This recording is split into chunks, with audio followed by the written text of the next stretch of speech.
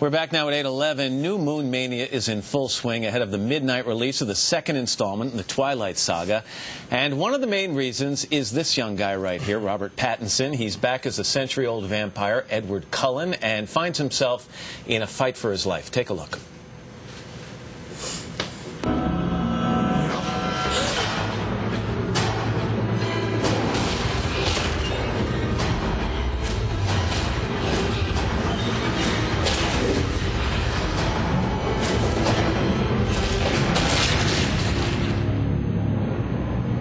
Good stuff. Robert, welcome back. It's nice to see you. You too. Last time you were here, it was in advance of a little movie, the first one, Twilight, and that movie went on to make $380 million at the box office. The DVD sold 8 million copies. Did you have any idea last time you were sitting on this show what you were in store for? Yeah, I actually bought up a whole load of the DVDs and selling them off the back of a truck.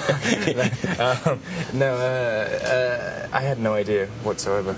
Everyone always asks me, and no one believes me either. But I had absolutely no idea what was going to happen with it. It turned your life upside down. It catapulted you to a different level of fame. I mean, we just saw what happened when you walked outside. What's it like? And, you know, kind of give me the wide-ranging view. What's it like to live in your shoes these days? I mean, I wish I could give a more wide understanding of what it's like, but I mean, I feel exactly the same. I mean, it's kind of, I speak in an American accent when I'm talking to crowds because it's so separate to my actual life. I mean, I still feel like I'm kind of acting. I mean, I think that's the way that I don't go completely mad. It's so flattering on the one hand, Robert, but on the other hand, do you ever wish there were times when you could put the genie back in the bottle? Only about my teeth. I had to about your teeth? I had to change my teeth a little bit for the first movie, and that's the only regret I have. You liked your old teeth better? Yeah. Oh God, I was supposed to do this brace thing, and I never wore the brace, and so now I've kind of damaged my teeth permanently. So that's the only regret I have. One of the things people may recognize when this movie opens at midnight is that because it stays true to the book, you're not in this one as much as you were the first one. How do you feel about that? Oh, well, I'm glad it's true to the book. I mean, Jesus, they'd go crazy if it would be worse than this. I'd get sacrificed. No, I always liked this book. I thought it was the most complex book, and I thought it was, especially for Edward's character, the most relatable story for me.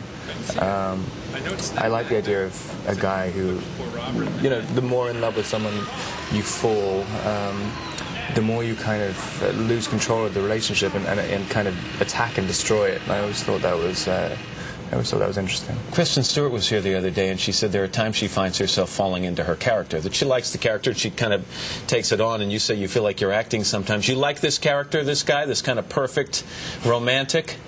It's funny, I mean, because I never play it as that, ever, and that's what I don't understand about why all this has happened? Yeah, like, I mean, I understand the character in the book is obviously, I mean, you can see why it's the kind of ideal guy, but I mean, the book is through Bella's eyes, and she's madly in love with him and infatuated with him. So, I mean, I've always had to find the negative aspects of it. You can't go to an airport, you can't go to a magazine stand without looking at you on the cover of one of these entertainment magazines or the other kind of magazines as well. I'm going to give you a chance to put some things to rest right here.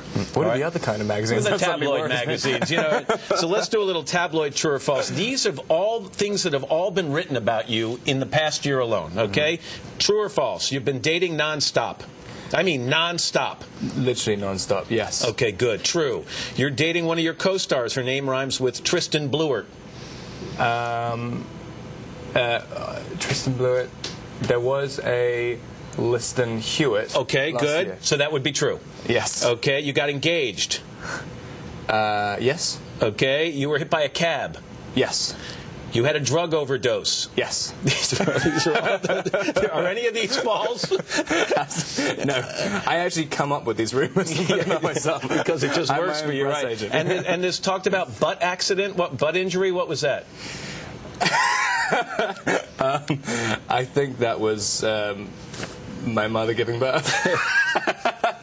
Sorry, that's horrible. I don't understand it, but you know what? I hope you're at least enjoying some of this. I really do, because there are very few actors or actresses who get to say that they're living in this kind of a predicament right now.